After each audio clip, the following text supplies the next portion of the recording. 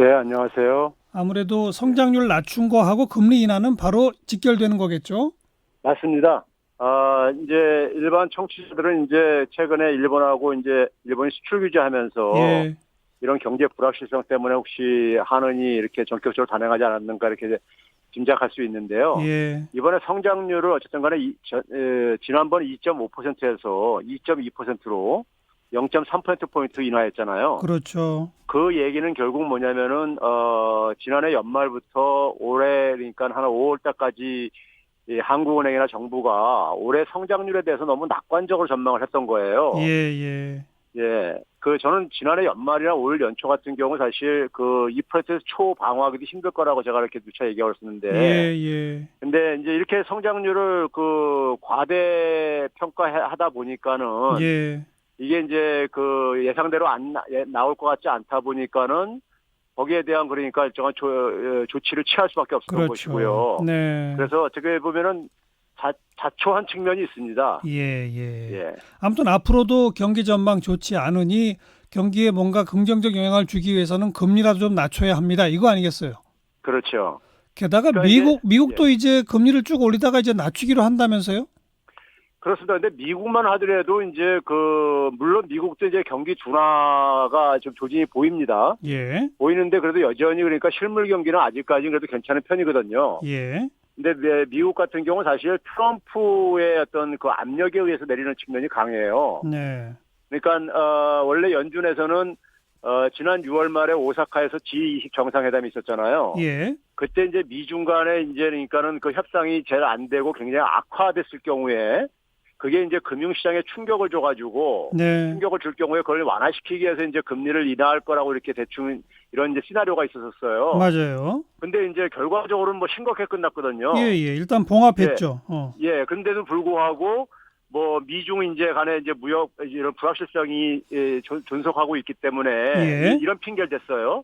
근데 그런 핑계는 사실 그 이전에도 있었던 거거든요. 네, 네. 이제 그런 점에서 이제 트럼프가 사실은 미중 간에 어쨌든 간에 무역 전쟁을 하는 상황 속에서 달러화를 약세로 지금 이제 그러니까 끌고 가고 싶은 이제 속내력을 가지고 있거든요. 예. 그리고 이제 금융시장을 더 이제 화랑으로 좀 만들고 싶은 것도 예. 있고요. 예. 이제 그런 이제 압력에 결국 굴복한 거고요.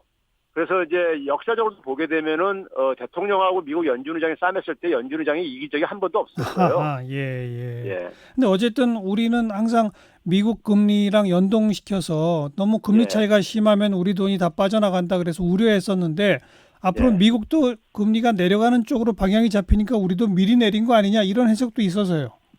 근데 뭐 사실 이미 그가 역전은 그 됐거든요. 이미 역전이죠. 예, 이미 역전됐는데 많은 자본 유출이 발생을 안 하고 있잖아요. 예. 그러니까 이 자본의 이동이라는 것은 금리 같은 경우도 하나의 이제 요인이지만은 환율도 영향을 예, 미치고 예. 그리고 이제 무엇보다도 이제 그러니까는 금리와 관련해서 일반 청취자들이 좀 이제 이해하기 좀 이제 힘든 부분은요.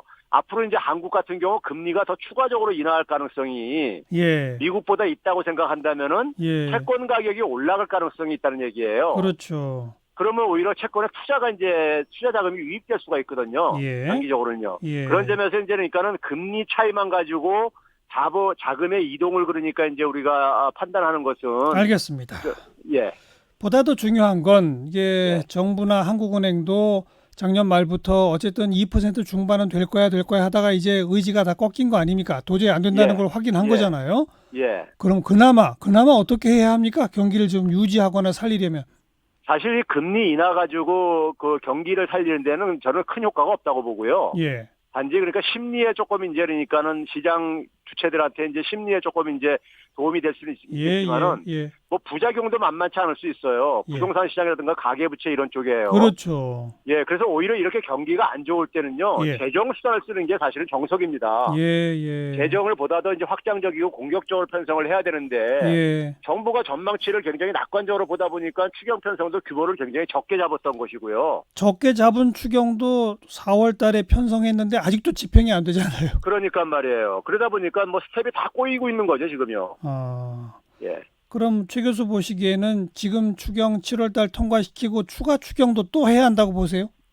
저는 가능하면요. 예. 이걸 사실 야당도 다 알고 있어요. 예. 야당은 사실 정부가 기대하는 것보다 한 3분의 1 내지 한 4분의 1 정도뿐이 효과가 없을 거라고 보고 있어요. 예. 이 추경을 이제 통과시켜줘도요. 예. 그러면 사실 진짜 민생을 생각한다면은 오히려 야당이 그러니까는 정부한테 더 그러니까 추경을 규모를 키워라 예. 이렇게 요구를 하게 되면은 야당도 좀 민생을 걱정하는 이런 이미지를 국민들한테 주지 않을까 저는 이렇게 아. 좀 생각할 것을 권유하고 싶습니다. 근데 지금 야당이 그렇게 할까요? 이거 총선용 선심 추경이라고 계속 공격하는데. 근데 이제 뭐 그런 것만 가지고는 아. 국민들한테 지지받기 힘들거든요. 근데 오히려 알겠습니다. 책임 있는 모습을 보여주면은 예. 야당도 이제 명분을 잡고 알겠습니다. 그 이제 이득은 국민들한테 고스란히 돌아오는 거니까요. 자, 그나저나 그 일본의 경제 보복 부분, 뭐 외교적인 해법이야 오늘 뭐 청와대에서 여러 가지 논의가 됐겠습니다만 경제적으로는 우리가 어떤 정책을 세워야 하는지 짧게 한 말씀. 저는 일단 국민들의 단합이 가장 중요하다고 봐요. 예. 그러니까 일본의 아베 정권이 조기에니까는 자신들의 이번에 이런 경제 침략을 취소하게 하려면은 이게 그러니까는 자신들의 정치적인 의도가 그러니까는 반영되기 힘들겠다는 판단을 이제 그러니까 우리가 좀 이제 심어줄 필요가 있습니다. 예. 이제 그런 점에서 이제 그러니까 단합이 굉장히 중요하고요. 예. 그리고 사실 일본의 피해가 만만치 않습니다. 그렇죠.